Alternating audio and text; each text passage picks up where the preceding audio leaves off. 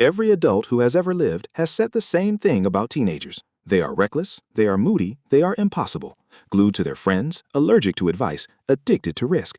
We talk about the teenage brain like it is broken. Like adolescence is a modern disease we need to cure. Some even blame hormones, or video games, or bad parenting. But what if everything you have been told about teenagers is wrong? What if that wild, restless, friend-obsessed brain is not a flaw at all? What if it is one of the most powerful survival machines evolution ever built? Stay with me, because by the end, you will see the teenage years completely differently. And it starts with a simple, almost unbelievable fact about your own brain. Picture two teenagers, separated by 50,000 years. One is scrolling a phone in a bedroom tonight. The other is sharpening a spear beside a fire in the Stone Age. On the surface, their worlds could not be more different. One has school, exams, and social media. The other has predators, hunger, and an open wilderness. But look inside their skulls, and something astonishing happens. Their brains are running the exact same program, the same surge of feeling, the same hunger for risk, the same pull toward friends. Across 500 centuries, the teenage brain has barely changed because it was designed to solve a problem every human must face, the most dangerous, most important mission of your entire life. To understand it, we have to look at how your brain grows up. Here's the fact almost no one tells you. This single fact rewrites the whole way we judge young people. Your brain does not finish developing when your body does. You can look fully grown and still be years from a finished mind. And it does not all mature at once. It rebuilds itself in a very specific, lopsided order. Deep inside sits the reward system, the part that chases thrill and pleasure. At puberty, that system does not just switch on. It roars into overdrive, flooded with a chemical called dopamine. Suddenly, everything feels more intense, more exciting, more urgent. A risk that bores an adult feels electric to a teenager. But there is a second system near the front of your brain. It is the control center, the calm voice of judgment and patience. It weighs consequences and quietly says, maybe do not do that. And here is the twist that explains everything. That control center is the last part of the brain to fully mature. It is not finished until around the age of 25.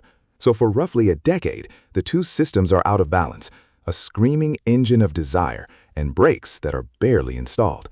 Scientists call this the dual systems brain. And yet, that so-called disaster is the secret to our success. It sounds like a recipe for disaster, a powerful sports car driven before the brakes are ready. And in a way, that is exactly what it is. But that imbalance is not a mistake. Evolution built it that way on purpose, because a careful, cautious brain could never do what a teenager must do. It could never find the courage to take the single biggest risk of all. The risk of leaving everything you have ever known. Think about what a young human has to achieve. For your whole childhood, your family is your entire world. They feed you, protect you, and keep you alive. But you cannot stay a child forever.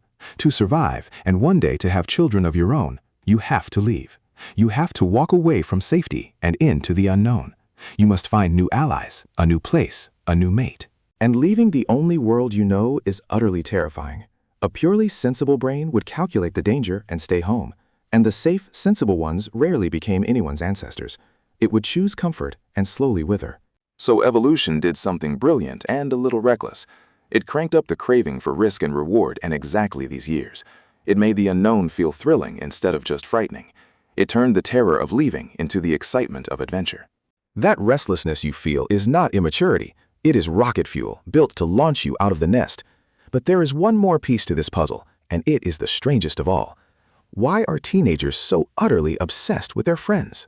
Why does the opinion of your peers feel like life or death? Scientists have studied this with a clever experiment. They had people play a risky driving game while their brain was scanned. Alone, teenagers drove fairly carefully, much like adults. But then, the scientists added one simple thing. They let the teenagers' friends watch. The friends did nothing. They did not speak or pressure anyone. They just watched. And the teenagers' risk-taking shot through the roof. Their reward systems lit up like fireworks just from being observed. The psychologist Lawrence Steinberg has shown this again and again. For a teenage brain, an audience of peers changes everything. In other words, your brain is wired to perform for the people you love. And once more, this is not a flaw. It is the whole point.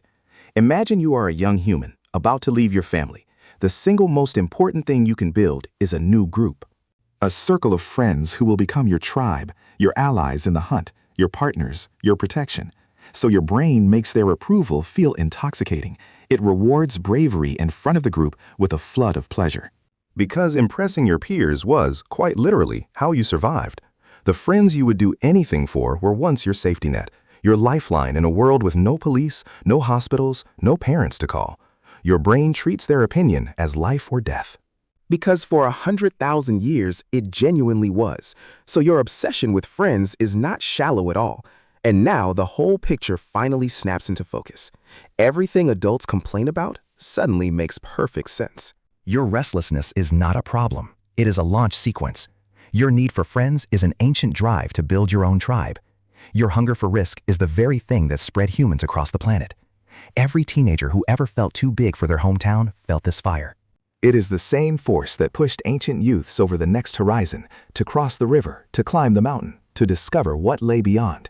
We did not conquer the earth despite our reckless teenagers. We conquered it because of them. Their boldness found new lands, new foods, new ideas, new mates. The very traits we now try to suppress once built the human world. So if you are a teenager feeling everything too intensely, understand this. Read that again because it changes how you should treat yourself. You are not malfunctioning. You are being launched. Those overwhelming emotions are not a weakness. They are the most powerful engine evolution ever placed in a human mind.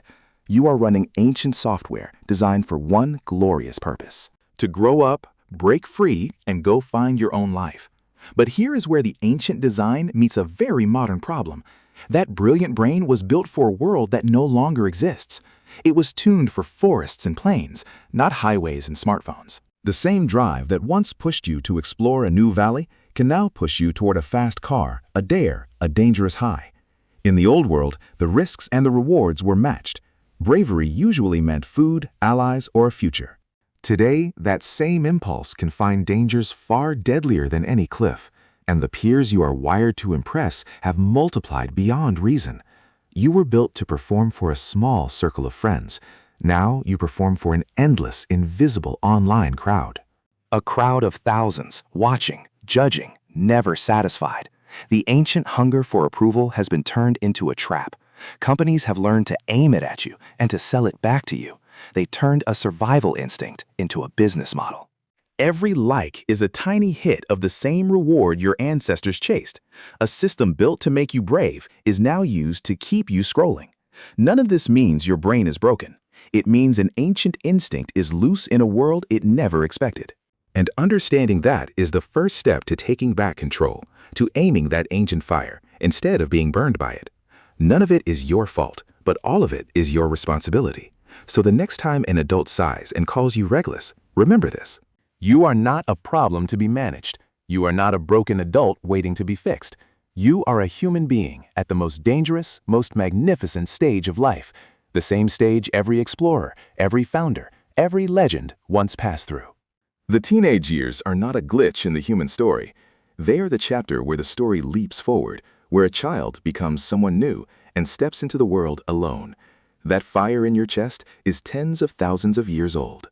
It is the same flame that carried humans out of Africa and across the globe. It is not there to ruin your life. It is there to start it. The world has always belonged to the young and the bold. Your only real job is not to put the fire out. It is to aim it at something worthy of all that power. A dream, a craft, a person, a purpose. Point that ancient energy at something that matters. And there is almost nothing a teenager cannot become. The adults were wrong about you all along. You were never the problem. You were always the future.